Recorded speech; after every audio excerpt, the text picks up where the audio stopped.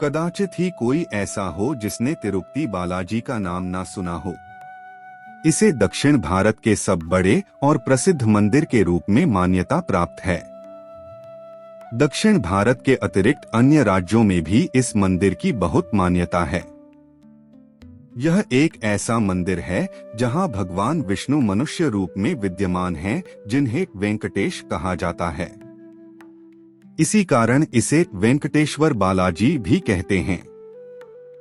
ये मंदिर विश्व का सबसे अमीर मंदिर है, जहां की अनुमानित धनराशि 50,000 करोड़ से भी अधिक है। इसके पीछे का कारण बड़ा विचित्र है। बात तब की है जब देवों और दैत्यों ने मिलकर समुद्र मंथन किया। उस मंथन से अनेक रत्न प्राप्त हुए और उनमें से सबसे दुर्लभ देवी लक्ष्मी की उत्पत्ति हुई। उनका सौंदर्य ऐसा था कि देव और दैत्य दोनों उन्हें प्राप्त करना चाहते थे, किंतु माता लक्ष्मी ने स्वयं श्रीहरि विष्णु को अपना वर चुन लिया। स्वयं ब्रह्मदेव ने दोनों का विवाह करवाया।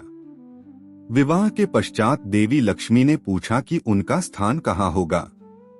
तब नारायण ने कहा कि उनका स्थान उनके वक्षस्थल में होगा। ये सुनकर देवी लक्ष्मी थोड़ा रुष्ट होते हुए बोली, प्रभु, सभी पुरुष अपनी पत्नियों को अपने हृदय में स्थान देते हैं, फिर क्या कारण है कि आपने मुझे अपने हृदय के स्थान पर अपने वक्षस्थल में स्थान दिया। तब श्रीहरि हंसते हुए बोले, देवी, जिस प्रकार भगवान शिव के हृदय में सदैव मेरा ही ध्यान रहता है, उसी प्रकार मेरे हृदय में भी महादेव का स्थायी निवास है। यही कारण है कि मैंने आपको अपने वक्षस्थल में स्थान दिया है। कुछ काल के बाद सप्तर्षियों द्वारा एक महान यज्ञ किया गया और उसका पुण्यफल सबसे पहले किसे दिया जाए, इस विषय में शंका उत्पन्न हो गई। तब सप्तर्षियों ने निर्णय लिया कि त्रिदेवों में जो त्रिगुणातीत अर्थात सत, तम एवं राजगुण से परे हो, उन्हें ही सबसे पहले यज्ञ का भाव प्रदान किया जाए। लेकिन त्रिदेवों की परीक्षा कौन ले? तब महर्षि अंगिरा ने ब्रह्मा जी के पुत्र महर्षि भृगु को मनाया। तब महर्षि भृगु ने त्रिदेवों की परीक्षा ली। उन्होंने पहले ब्रह्मदेव और फिर महादेव की परीक्षा ली। अंत में भगवान विष्णु की परीक्षा लेने के लिए उन्होंने श्रीहरि के वक्ष पर पाद प्रहार किया। इस पर भगवान विष्णु ने उनके चरण पकड़ लिए और पूछा, हे महर्षि, वज्र के समान कठोर मेरे वक्ष पर प्रहार करने के कारण आपको चोट तो नहीं आई? तब उनकी इस विनम्रता से प्रसन्न होकर महर्षि भृगु ने उन्हें त्रिगुणातीत माना और उन्हें ही यज्ञ के पुण्य का प्रथम अधिकारी माना। परीक्षा के बाद महर्षि भृगु तो चले गए, किंतु इससे देवी लक्ष्मी बड़ी रुष्ट हुई। प्रभु का वक्षस्थल तो माता लक्ष्मी का निवास स्थान था, फिर भृगु ऋषि ने उस पर पाद प्रहार करने का कैसे साहस किया? किंतु उससे भी अधिक उन्हें भगवान विष्णु पर क्रोध आया कि उन्होंने महर्षि भृगु को दंड देने के स्थान पर उनके चरण पकड़ लिए। उन्हें लगा कि भगवान विष्णु को उनसे प्रेम नहीं है और उसी क्रोध में वे उन्हें त्याग कर चली गई। जब देवी लक्ष्मी श्रीहरि को छोड़कर चली गई तो भगवान विष्णु व्याकुल होकर उन्हें त्रिलोक में ढूंढने लगे। उधर देवी लक्ष्मी ने पद्मावती के नाम से पृथ्वीलोक में जन्म लिया। जब श्रीहरि को इस बात का पता चला तो उन्होंने भी पृथ्वी पर श्रीनिवास के नाम से जन्म लिया। युवा होने पर एक बार श्रीनिवास घूमते हुए वेंकटचल पर्वत क्षेत्र में बकुलामाई के आश्रम में पहुँचे। बकुलामाई ने उनकी बड़ी आवाभगत की और उन्हें आश्रम में ही रहने को कहा। एक दिन जंगल में एक मदमस्त हाथी आ गया, जिससे डरकर आश्रमवासी इधर उधर भागने लगे। जब श्रीनिवास ने यह देखा तो उसने धनुष बाण लेकर उसका पीछा किया। अपने शौर्य से उन्होंने हाथी को परास्त कर दिया और वह हाथी भागकर घने जंगल में अदृश्य हो गया। श्रीनिवास भी उसके पीछे जंगल में चले गए। बहुत देर तक उस हाथी को खोजने के बाद श्रीनिवास थक गए और एक सरोवर के किनारे लेट गए। थकावट के कारण उन्हें नींद आ गई। अचानक कुछ शोर से उनकी नींद खुली। उन्होंने देखा कि कई सुंदर स्त्रियां उन्हें घेर कर खड़ी थी। श्रीनिवास ने उनसे पूछा कि ये कौन सा स्थान है। तब उन्होंने बताया कि ये उपवन उनकी राजकुमारी पद्मावती का है और यहाँ पुरुषों का आना वर्जित है। आप किस प्रकार यहाँ आ गए? तब श्रीनिवास ने उन्हें सारी घटनाएं बताई और कहा कि वे उनकी राजकुमारी से क्षमा प्रार्थना करना चाहते हैं। तब उन स्त्रियों ने अपनी राजकुमारी पद्मावती को इसकी सूचना दी और वे वहां आई। जब श्रीनिवास ने पद्मावती को देखा तो देखते ही रह गए, किंतु उन्होंने अपने आप को संयत किया और राजकुमारी पद्मावती से क्षमा याचना कर वापस आश्रम लौट आए। किंतु वहां आने के बाद भी वे पद्मावती को भूल नहीं पाए और उनके विरह में उदास रहने लगे।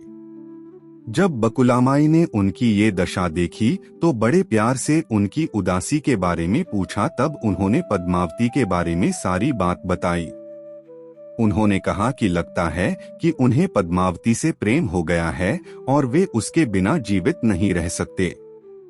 तब बकुलामाई ने कहा कि उसे ऐसा दुस्साहस नहीं करना चाहिए।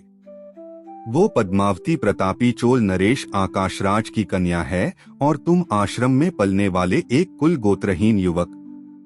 तुम दोनों के बीच पृथ्वी और आकाश का अंतर है। तब श्रीनिवास ने कहा, माँ, अगर तुम मेरी सहायता करो तो हम दोनों का मिलन अवश्य हो सकता है। बकुलामाई, जो श्रीनिवास को अपना पुत्र मानती थी, वो उसका दुख देख ना सकी और उन्होंने श्रीनिवास को उसकी सहायता का वचन दिया। श्रीनिवास एक स्त्री का वेश बनाकर पद्मावती के पिता राजा आकाश की राजधानी नारायणपुर पहुँचे। उन्होंने उन्हें बताया कि वो एक पहुंची हुई ज्योतिषी है। उन्होंने राजा के विषय में कुछ ऐसी बातें बताई जिससे वे बड़े आश्चर्यचकित हो गए। तब उन्होंने अपनी पुत्री पद्मावती को बुलाया और स्त्री वेश में श्रीनिवास को उसका भविष्य बताने की प्रार्थना की। श्रीनिवास वही चाहते थे।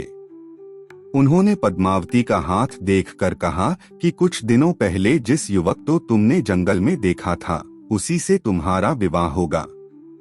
कुछ दिनों के बाद उस युवक की माता विवाह का प्रस्ताव लेकर आपके पास आएगी। ये कहकर श्रीनिवास वहां से चले गए। कुछ दिनों के बाद बकुलामाई नारायणपुर पहुंची और अपने पुत्र के विवाह का प्रस्ताव महाराज आकाश के सामने रखा। तब पद्मावती की माता धारणा देवी ने पूछा कि आपका पुत्र कौन है? तब बकुलामाई ने कहा, है महारानी, मेरे पुत्र का नाम श्रीनिवास है। वो चंद्रवंशी है और मुझे माता के समान ही मानता है। इसके बाद बकुलामाई ने श्रीनिवास की कुंडली राजा को दी। तब महाराज आकाश ने उनसे कुछ दिन का समय मांगा। ये सुनकर बकुलामाई बाद में आने को कहकर वहां से चली गई।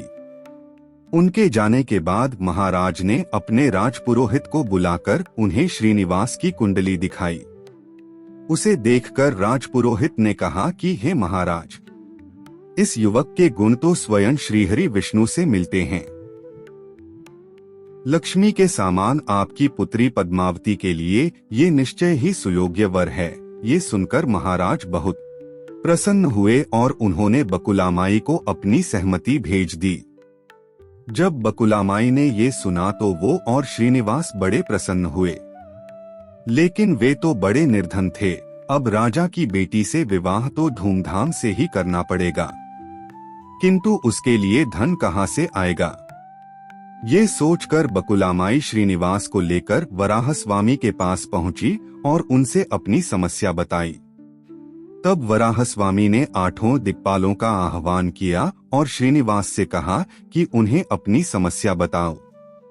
तब श्रीनिवास ने कहा कि वो पद्मावती से विवाह करना चाहते हैं, किंतु उनके पास धन नहीं है। तब देवराज इंद्र ने कुबेर से कहा कि वो श्रीनिवास को कुछ धन दे दें। तब कुबेर ने कहा कि मैं धन दे तो दूंगा, किंतु श्रीनिवास उसे कब तक वापस कर पाएंगे? इस पर श्रीनिवास ने कहा कि वे कलयुग के अंत तक उनका धन लौटा देंगे। तब कुबेर ने उन्हें बहुत धन दे दिया और सभी दिक्पालों के समक्ष उन्होंने श्रीनिवास से ऋणपत्र लिखवा लिया। बाद में उस धन से श्रीनिवास ने धूमधाम से पद्मावती से विवाह किया और दोनों सुखपूर्वक वेंकटाचलम पर सुखपूर्वक रहने लगे।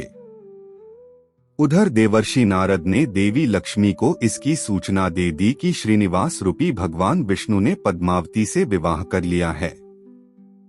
इससे रुष्ट होकर देवी लक्ष्मी वेंकटाचलम पर्वत पहुंची और पद्मावती को बुरा भला कहने लगी। अब दोनों में वाद विवाद होना आरंभ हो गया। इससे रुष्ट होकर श्रीनिवास ने स्वयं को पत्थर की मूर्ति के रूप में बदल लिया। अब दोनों देवियां बड़ा पछताई और अपने पति को पाषाण बना देखकर विलाप करने लगी। तब उस शिला विग्रह से आवाज आई, देवियों, आप लोग विलाप ना करें। मुझे तो इस पृथ्वी पर तब तक रहना है जब तक मैं कुबेर का ऋण ना चुका दूं। इसीलिए कलयुग के अंत तक मैं अपने भक्तों के चढ़ाए गए चढ़ावे से उस कर्ज का ब्याज चुकता रहूंगा। ये सुनकर दोनों वहां से चली गई। देवी लक्ष्मी तो महाराष्ट्र के कोल्हापुर में महालक्ष्मी के रूप में प्रतिष्ठित हो गई और पद्मावती तिरुनाचुर में शिला विग्रह के रूप में स्थित हो गई। यही कारण है कि आज तक भक्त तिरुपति में जाकर धन का दान करते हैं ताकि श्री वेंकटेश्वर बालाजी कुबेर के धन का ब्याज चुका सकें। आज ये मंदिर विश्व का सबसे अमीर मंदिर है, जहां की संपत्ति 5,50,00,000 करोड़ से भी अधिक है। अब आइए हम तिरुपति बालाजी मंदिर के विषय में और कुछ रोचक तथ्य जानते हैं। जहां ये मंदिर बना है उस नगर का नाम भी तिरुपति ही है। जिस पहाड़ी पर यह मंदिर बना है उसे तिरुमला के नाम से जाना जाता है। भगवान वेंकटेश्वर के नाम से तिरुमला को वेंकट पर्वत भी कहा जाता है। ये पहाड़ी सर्पाकार है और उसकी 7 चोटियां हैं।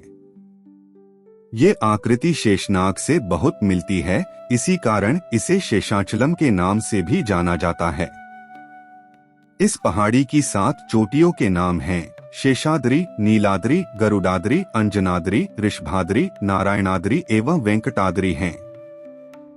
मंदिर के मुख्य द्वार के दाईं तरफ और बालाजी के सर पर अनंतावार जी के प्रहार के चिन्ह हैं। बाल रूप में बालाजी की ठोड़ी से रक्त बह निकला था और तभी से उनकी ठोड़ी पर चंदन लगाने की प्रथा आरंभ हुई। बालाजी की प्रतिमा मंदिर के गर्भगृह के मध्य भाग में स्थित है, किंतु अगर आप मंदिर के बाहर से देखें तो आपको बालाजी दाईं कोने में खड़ी दिखती है। गर्भगृह में चढ़ाई गई किसी भी वास्तु को बाहर नहीं लाया जाता है। उसे बालाजी के पीछे स्थित एक जलकुंड में विसर्जित कर दिया जाता है। जो कुछ भी हम बालाजी के जलकुंड में विसर्जित करते हैं वो वहां से 20 किलोमीटर दूर वेरपेडु नामक स्थान पर बाहर निकलती है। बालाजी की मूर्ति को प्रतिदिन ऊपर साड़ी और नीचे धोती से सजाया जाता है।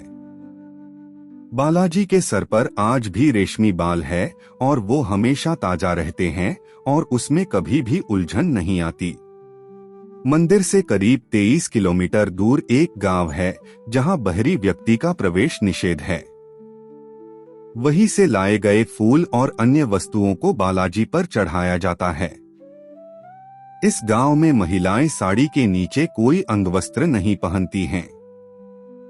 बालाजी के पृष्ठभाग को जितनी बार भी साफ करो वहां गीलापन रहता ही है। अगर आप वहां कान लगाएंगे तो आपको समुद्र का घोष सुनाई देगा। जैसा कि आपको पता है कि बालाजी के वक्ष में देवी लक्ष्मी का निवास है। प्रत्येक गुरुवार को बालाजी के वक्ष पर चंदन की सजावट की जाती है। जब उसे निकाला जाता है तो आश्चर्यजनक रूप से उस पर देवी लक्ष्मी की आकृति उभर जाती है।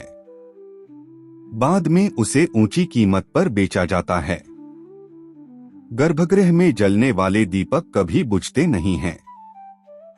किसी को ये ज्ञात नहीं कि वो कितने सहस्त्र वर्षों से अनवरत जल रहे हैं। किंवदंती है कि 1800 ईस्वी में एक राजा ने 12 लोगों को मारकर इस मंदिर से लटका दिया था। उस समय श्री वेंकटेश्वर वहां प्रकट हुए थे और उसके बाद मंदिर को 12 वर्षों के लिए बंद कर दिया गया था। इस मंदिर में प्रसाद के रूप में मिलने वाले लड्डू विश्व भर में प्रसिद्ध है। ऐसा स्वाद आपको विश्व में कहीं और नहीं मिल सकता। इस लड्डू का वितरण यहाँ 300 वर्षों से भी अधिक समय से किया जा रहा है।